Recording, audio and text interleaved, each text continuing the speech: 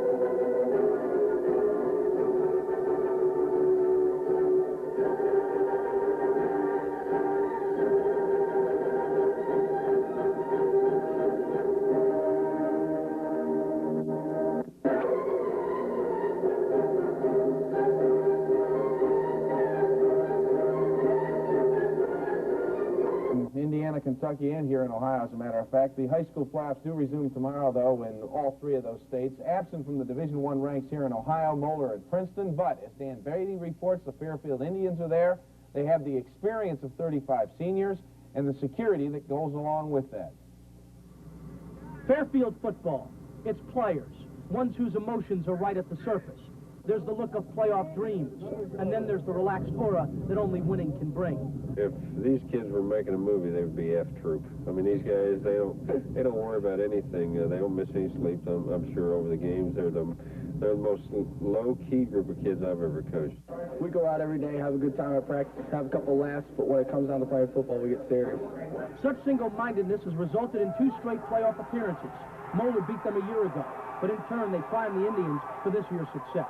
A lot more people have gotten serious about the playoffs now, from the administration down through the coaching staffs, where a lot of schools are aiming for that because it brings a tremendous amount of publicity and pride and just a great community spirit.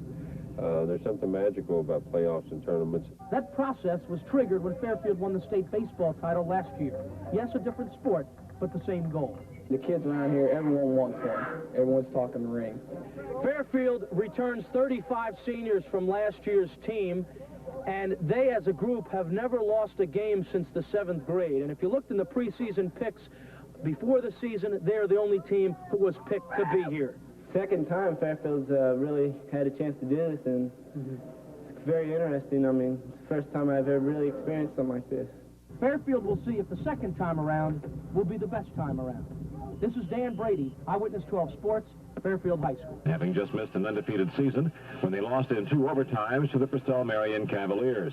Purcell themselves made the playoffs as they finished first in Division II for this region, while Fairfield finished second in Division I. Tonight, Fairfield opens the playoffs at home against a very fine 9-1 Milford team. Last year, you might remember, Fairfield gave Moeller, the eventual state champs, their toughest game of the playoffs. 1450 MO8 Sports will talk with Milford coach Jim Prather as our pregame show continues after this. 9-1 Fairfield, 9-1 Milford. Should be a dandy ball game. Both teams for very excellent defenses. Our field tonight, couldn't say it's in the best of shape. Could Terry Bridge. It is just simply bad. And right now the rain is starting to come down, and they're predicting thunder showers. I don't know if there's going to be any lightning with that, but heavy rain. I hope that it holds off. All day it held off, and they did try to get the field in the best the shape that they could, and really it's a lot better than what it was. When I first came down here this morning, I thought, my goodness, we need scuba gear to play football on this field, but there is water standing. They did put some dry. They put some sawdust down. They put some floor dry down. They even brought in a helicopter. Mike Redden, of course, known throughout the Cincinnati area, who does the traffic up in the sky for a couple of different radio stations in Cincinnati. He was here for about 2 hours. In fact, I was even up in the aircraft with him, the helicopter, and he was there for 2 hours, tried to dry it off, and did a pretty good job. But the rain is starting to fall right now. It will be all for naught. I see at the north end of the field that between about the 15 and the 30, it's pretty wet in the center of the field, and down at the south end of the field, all the way, Jerry, from about the 35 almost to about the 5-yard line. It's nothing but mud. It's terrible. I mean, the mud is not just an inch thick. It's like 2 and 3 inches. When you step, you go down and you slip, and there's going to be a lot of falling and missed tackles and missed cuts, and there's going to be, those type things going on in this game to be expected. Nick Toon and the kicker for Milford, Kells, is going to have a tough time. We'll be back. Of course, push people around up front. It's going to depend how well they throw the football, as if they can mix the run in very well. On the field tonight with on-field coverage is Nick Sedano. Nick? He is kicking that. Try to plant that left foot and kick it. Well, 4th down, 10 and a half. He'll kick the football from the 29-yard line. It's down. It's blocked by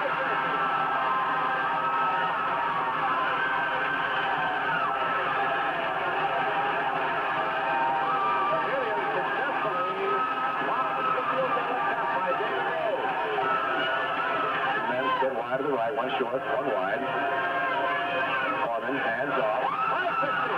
Inside the 40, outside the 35 to the 30, and a big hole opens up for the young sophomore. Exactly right. That was John Lunchman, the left guard, 6'1", 185, the senior, along with Tony Hughes, 6'1", 263.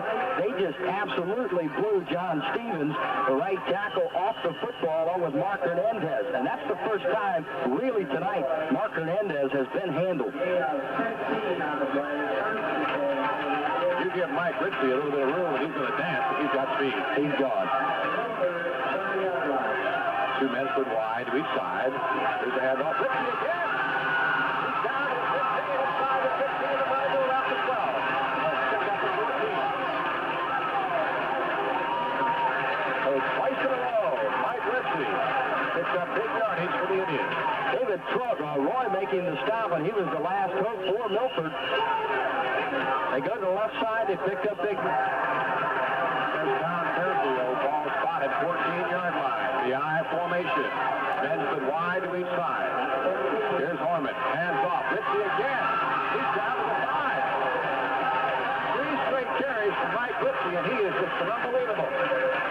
They are opening it up front, giving Mike the room, and once he gets through the line of scrimmage, he just has those uncanny moves, and you don't know whether he's going to go to the right, to the left, and he kind of kicks those legs out there, and he's not, I know he's not a Walter Payton, but his stride and his moves are somewhat similar in the way his actions, the way he comes back to the huddle. Chuck Cookie, and only a sophomore. Ball spotted, 5.5. Second down, 2. Handoff. Again, right side of the line. Down pretty close to first down yardage. That's the 4th straight time Mike Ritchie's carried the football. They're going to be, what, shy by about half a yard? That's where the spot's going to be. They will spot it just barely over the 5-yard marker. Third down for the Indians. Well, they're in a muddy spot right now. The I formation. Men split wide again to each side. Here's the handoff. Ritchie again. Bangs the line. He's down to the 4. He's got first down yardage. 5 straight times Mike Ritchie has carried the ball. Well, again, you know, the guy that has got you down the field, you keep the football with him. He has come on so well, and, you know, Ben Hubbard has to be congratulated for this, too. You know, he didn't throw Mike in there, and, you know, 8 weeks ago and say, run the ball 5 straight times. He gave him the ball once, and then later in the game, he gave him the ball a couple of times in a row. The next week, 3 times. He has brought this youngster along, and it's going to be a great one. First down goal, Fairfield, from the 4-yard line. Foreman, hands off, left side of the line, touchdown Fairfield. Mike Ritchie. There wasn't any guessing on that, Mike. The guy that took him, what, from about the 45-yard line to a 45-yard drive on about, what, 8 or 9 plays? Mike caps it off with a 6-pointer. Nobody else carried the football in that series down. 6 plays in for a touchdown for Fairfield. Credit the offensive line for the Fairfield Indians up front. Tony Hughes, John Lunchman, Larry Heimer, Mark Mills, and Steve Mathis. Tight end John Pfeiffer. Caps off to you. You did a heck of a job in just moving that defensive unit from Milford off the football. The next extra point is down. It is up, and it is good. Fairfield 7, Milford nothing. 6:54 to go first quarter. Coverage continues. This one's mine, and Milford is in business inside the 5. Clock takes down to 19, 18. See what they do right here. Packard. Here's the handoff. Right side of the line. It does not get in. The clock down to 10, 9, 8, and they call timeout. So the Eagles on a timeout with 8 seconds to go. They're needing a goal line stand right now. Coverage continues in 60 seconds.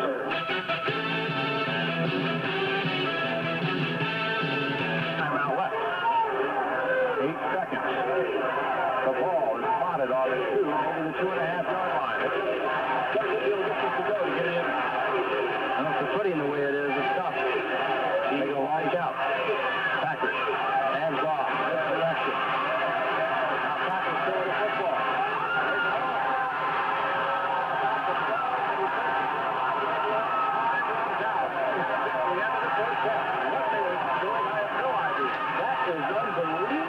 That they would call that type of call with 1 timeout remaining, 8 seconds still left on the clock. You run it off tackle. If you don't get it in, you call time and either kick it through the uprights or try another play.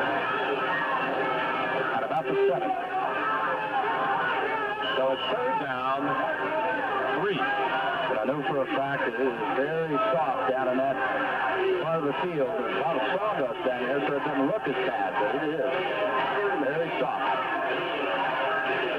Third down, 3, Milford. Ball on the 7. There's encroachment called on Fairfield. Again, the ball count from quarterback Packard. That's going to cost Williams after this third. It should be enough for the first down. Well, no, that's going to be just maybe shy. I think it's going to be enough for the first down. 2.5 yards, half the 5-yard penalty. You're exactly right. That should move it down to about the 5, 3, 4-yard line. Next.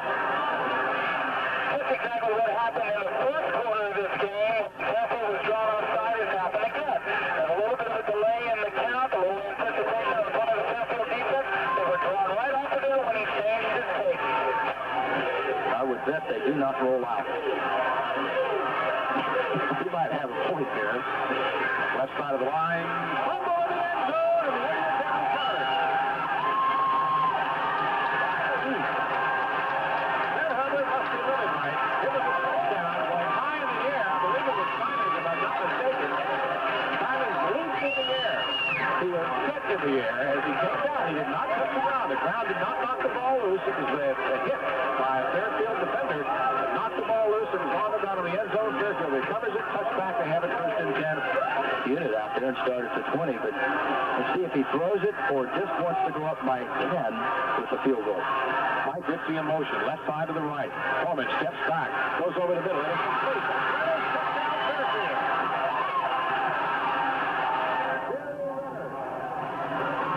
Got the ball on about the 3, hit for the touchdown. Foreman, couple steps back through the football, and Reynolds is there. Nobody covered him. They had the defensive backs where they wanted, back deep in the end zone. In fact, Hubbard went down and out to the right side towards the flag. That drew the defensive back, the cornerback on that side, the monster Ken Darts with him. The linebacker actually had fallen down, John Amicott. It was right there in the center. He fell. That opened things up for 4 runners. Nick Toon getting set for the extra point. Here's the snap. It is down. It is up. It's right through. 2 minutes, 30 seconds to go, third quarter. The score, Fairfield 14, Milford nothing. Markham go, and both of them, of course, put a whopping hit on Thacker. Almost a fumble. The official ruled that his arm was going forward. 2-man backfield. Thacker back to throw, goes long. Here's Ritchie on the interception. Ritchie pulls it in. It was almost like Ritchie was the intended receiver. That's how well the ball was thrown to him. You're exactly right, but he's a center fielder in that position, a free safety, and that's exactly the way the free safety is supposed to play it. There were 2 receivers for Milford in that area. One of them was Scott Phillips, and that's who Thacker was trying to lay the football in there to. But Ritchie, of course, playing his center field position, was followed Phillips and got the ball on in this fourth quarter. Maybe he is shaken up. He was in just a little bit ago.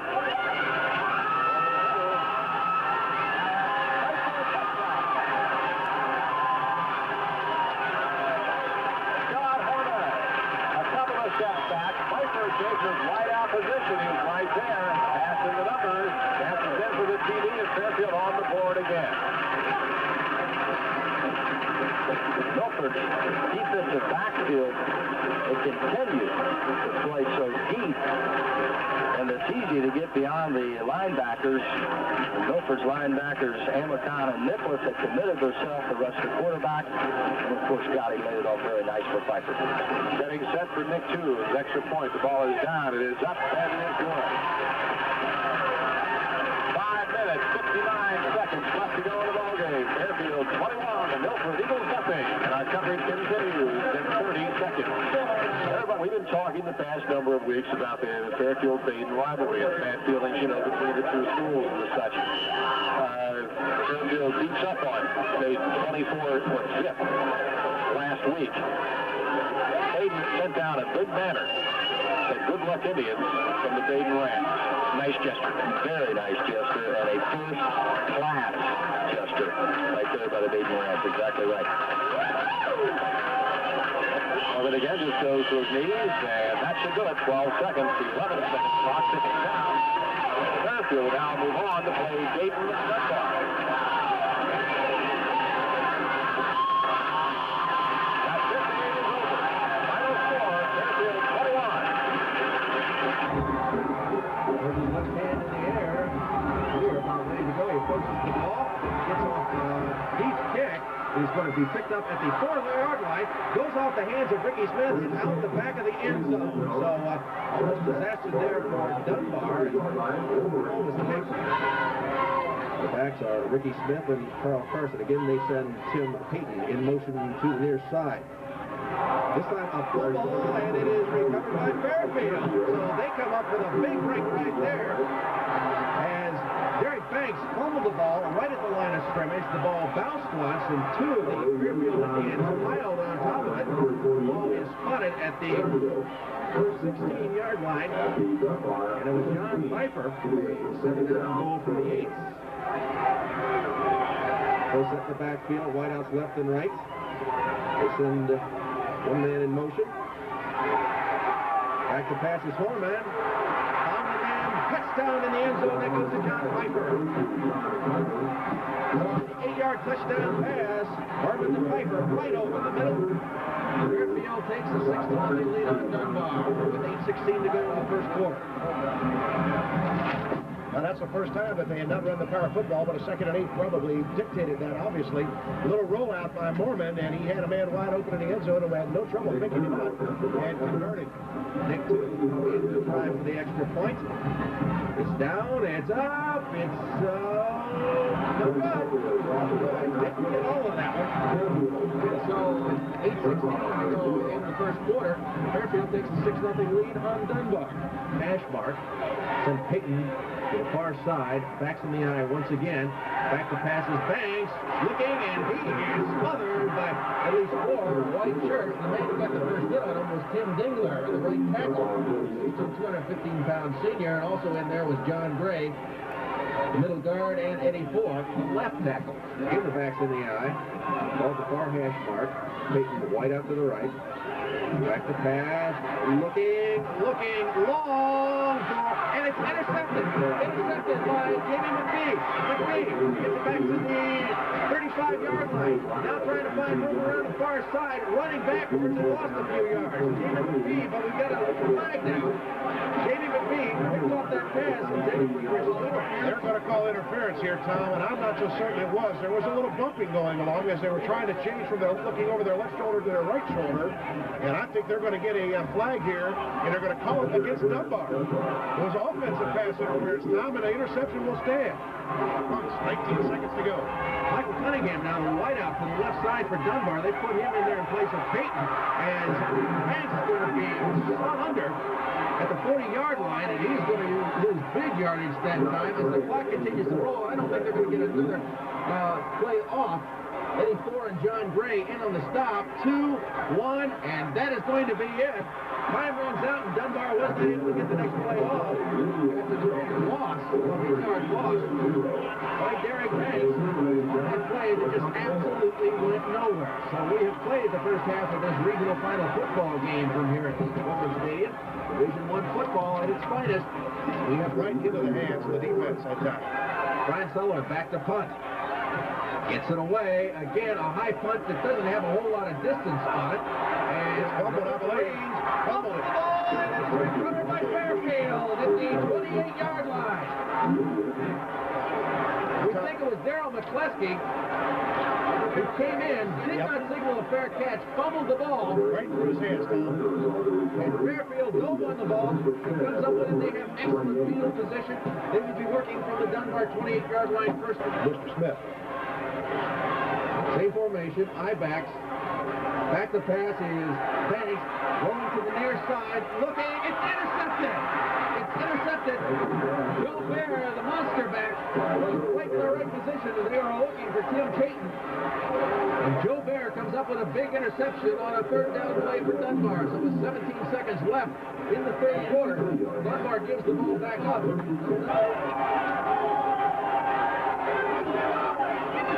Right now, the Wolverines are trying to stop Fairfield. Fairfield with the ball, looking over the middle, and they find the man. Touchdown to Jerry Renner. Corbin on the first play of the 4th quarter, looked over the middle, and found Jerry Renner all alone and open. And it is touchdown Fairfield, and they now lead it 12-3. The Dunbar Wolverines, who have been playing so well on defense. The interception by Joe Bear. Dunbar has turned the ball over 4 times, and Fairfield has capitalized twice. They're going, it appears that they're going for the extra point. Dick Tillman is in to attempt. He missed the one earlier in the game on that first touchdown. It's down, it's up, and this one is good. So with 11:54 to go in the game, Dunbar now trails it by 10, 13-3. But Greg, while we have to realize that we are seeing 2 extremely good teams here, that all spotted at the 37-yard line. This time Deuce backfield.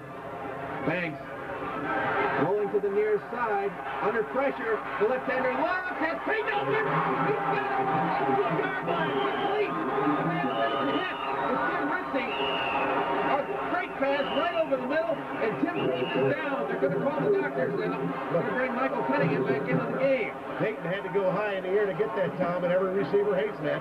Ritchie with a good stick once he caught it. Peyton able to hang on to the football and pick up with 5:55 to play. Now they got 8.5 minutes to play. Brian Sullivan gets the kick away. Ricky Smith will field it at the 28. got a flag on the backfield. Ricky Smith gets it back up to the 35. Back around where the kick was. Looks like roughing the kicker. Big. They appear to be losing it now. So that brings up a second and goal from the 3 to full house backfield. Handoff goes to Mike Ritchie. Ritchie over the middle. Touchdown to Fairfield. 2 minutes to go. Maybe. Flag, no damage done there. 38 seconds to go in the game. 19-9. Fairfield leads it. Is going to win it. It's going to go to 11-1 on the season and is going to the state semifinals next week. Where that will be played, we don't know. As Dunbar, the season record goes to 10-2. 19 seconds to go. This should be the last play of the game. Once again, dropping the 1D is Banks. 10 seconds to go. The clock continues to roll, and that will be it. Fairfield will advance to the state semifinals next weekend. Dunbar will end the season at 10-2. That is it. The final score: Fairfield 19, Dunbar 9. Rick Harris and I will be back to wrap this one up right after this. Dayton Dunbar team 19-9 to advance in the Division I playoffs. The second play for scrimmage for Dunbar proved to be disastrous when Wolverine quarterback Derek Banks will lose the handoff. John Pfeiffer falls on it, and Fairfield is in business. 6 plays later, the Indians cashed in on that mistake when senior Scott Horman hits who else but Pfeiffer across the middle to give them the only score of the first half. 6-0 Fairfield. The rest of the way consisted of good defense and sputtering offenses as the Indians went to the locker room with their 6-0 lead.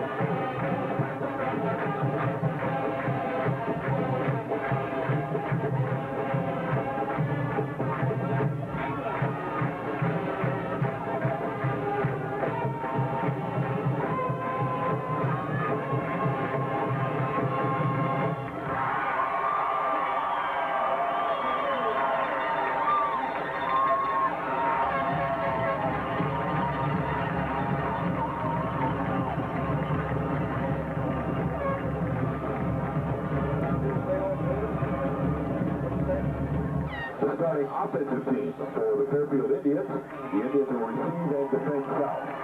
The left end, number 88, John Pfeiffer. The left tackle, number 58, Steve Mathis. The left guard, number 58, Mark Mills. At center for the Indians, number 70, Larry Heimer.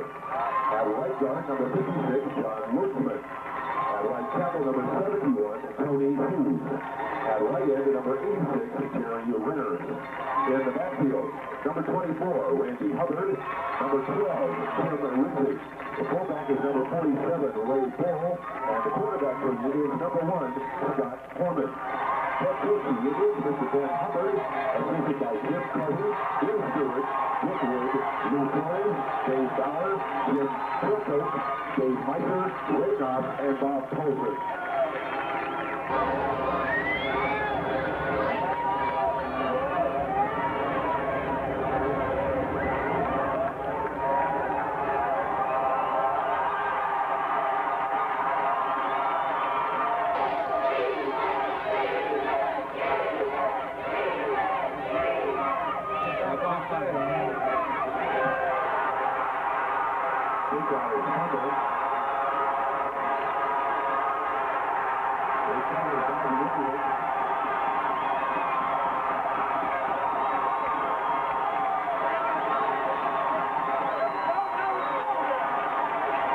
It is 3rd and 3 from their 47.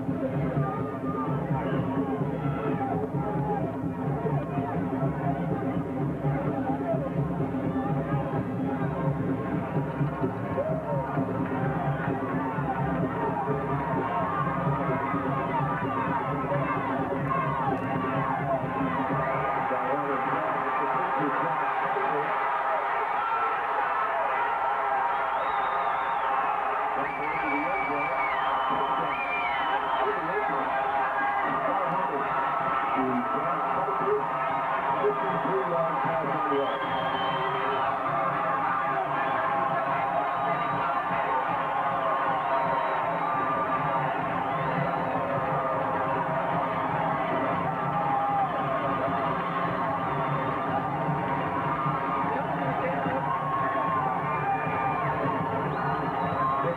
Will attempt the point after. Randy Hubbard to hold.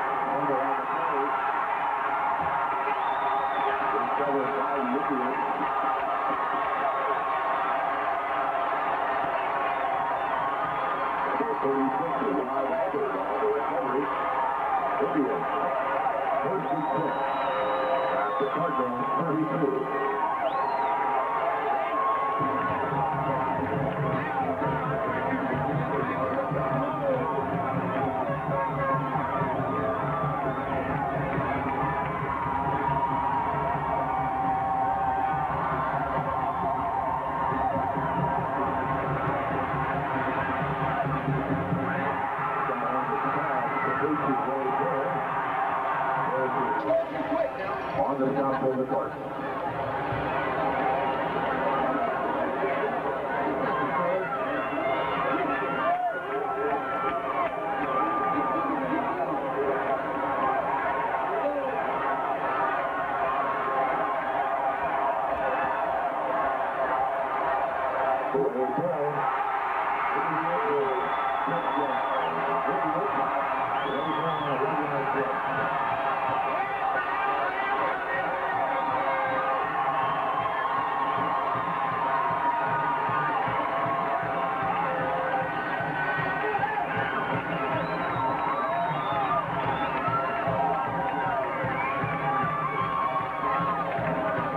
Will attempt the point after. Randy Hubbard holding.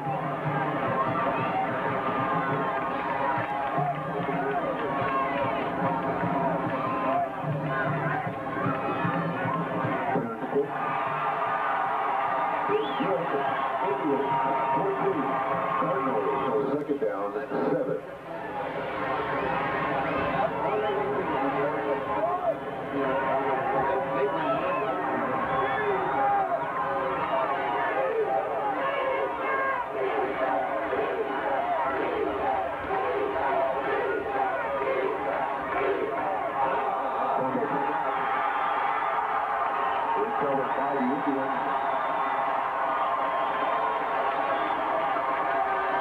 Number 52, Steve Norman on the recovery. Indians, first and 6, on their 27.